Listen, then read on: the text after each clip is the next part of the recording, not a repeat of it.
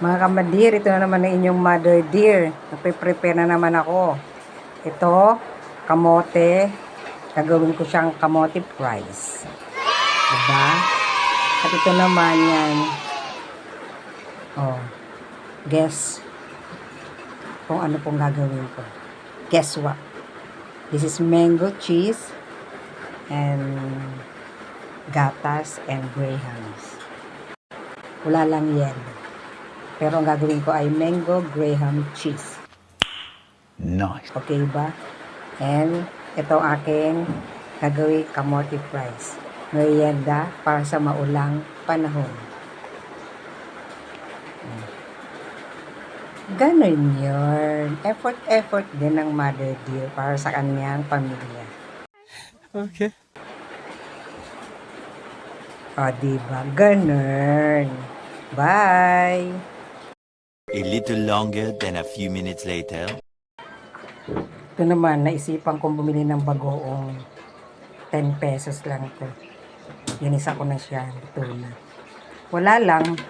Hindi ko alam kung saan to kasama, pero gusto ko lang. Hehehe.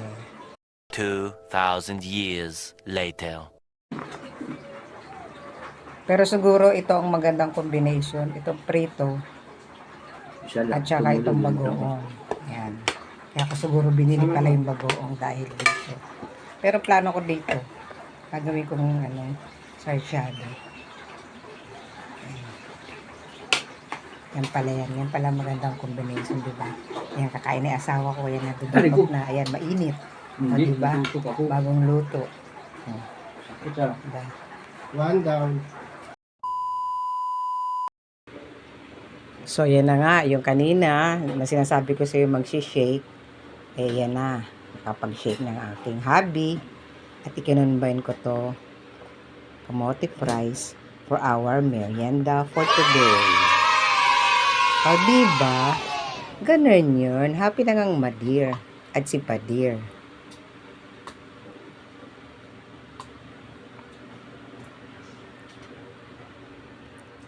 O, kain na guys.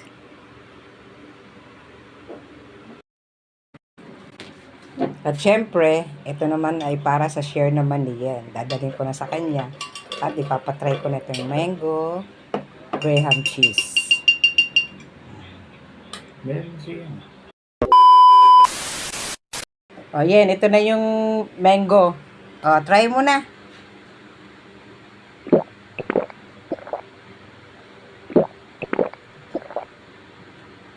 Wow, ang galing niyan. Nasarapan. O, masarap ba? Ba't ang sama ng mukha mo? Ito, nagkakasira ito lag. Ah, sige, try mo pa. Inom ka pa. Oh. Masarap? Okay. O, sige. Ganun yun. Bye-bye na. Bye-bye.